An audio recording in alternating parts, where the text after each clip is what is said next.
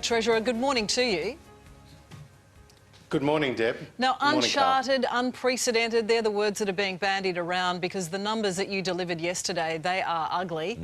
In terms of you, I mean, it was going to be back in black. That's what we were touting before COVID came along. Are you disappointed that you had to deliver these sort of figures? Well, this is the harsh reality that Australia and the world finds itself in.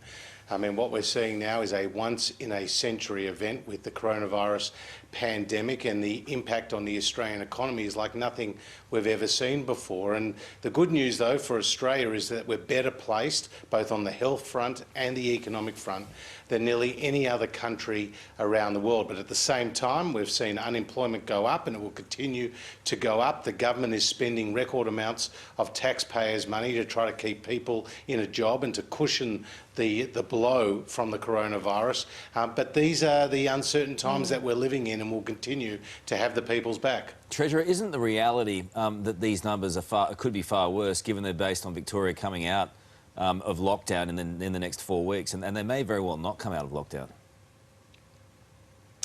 Well, Karl, the country is really at two different stages, because you're right, in Victoria, more than 5 million of my fellow Victorians are in lockdown, and that represents a quarter of the national economy.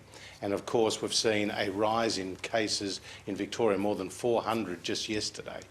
In terms of the rest of the economy, there's a gradual easing of the restrictions in accordance with the decision of National Cabinet back on May the 8th. And what that has seen is more people get back to work. And we saw in the jobs numbers just last week from the ABS for the month of June that 210,000 people found a job. Now, that was double what the market was expecting. 60% of those were jobs that went to women, and 50% of jobs went to young people. So that's a really positive sign that if we can get the virus under control, that the economic recovery can go in the right direction. And that's a positive sign, but then on the other side of it, you've got the unemployment figures, 250,000 job losses potentially by Christmas.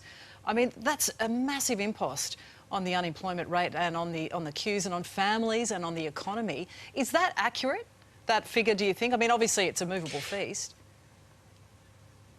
Well, the unemployment rate officially right now is at 7.4%, and what I forecast yesterday with Treasury's analysis is that the unemployment rate will rise to 9.25% by the December quarter. But the real number to look at is called the effective unemployment rate, and that takes into account those people who've left the workforce altogether, or those who have maybe stood down on 0 hours. And the good news is, as the economy starts to come back, that effective unemployment rate will start to come down because more people will start coming back into the economy looking for jobs, and those on 0 hours will start working some hours and gradually more hours over time. Will they, though? Because if we see another outbreak, if we see the situation in Melbourne continue the way it is, and potentially, I mean, you know, what we're seeing here is not good, and the expectation is on the figures that we will have an improvement, that we will have just a 6-week lockdown.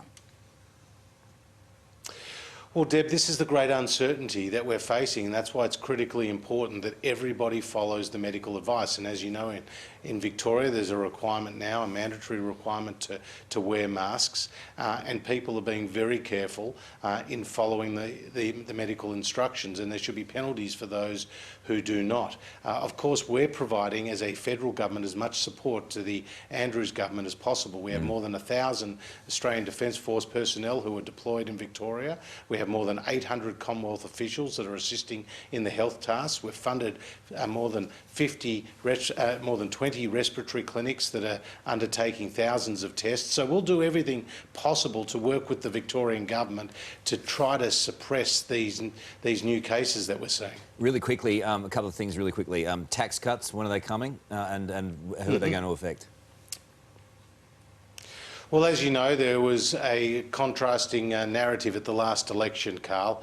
We were proposing lower taxes, the other side were proposing higher taxes, and the Australian people got behind our proposal, and we subsequently legislated it. So people already now are benefiting from that $158 billion worth of tax cuts. But as you say, there's an extended timetable. It comes out in 3 different stages, and we'll look at the timing of it, the tax cuts in accordance with our budget budget processes, but what we do know is that these are real serious tax reforms. We're creating one big tax bracket between $45,000 and $200,000 where people pay a marginal rate of no more than 30 cents in the dollar, and that will cover 94% of all taxpayers, whereas currently only 63% of taxpayers are paying that marginal rate of 30 cents a dollar or less. Big changes coming. Josh, you've had a big week. We appreciate your hard work. We appreciate you being on the show. Thank you.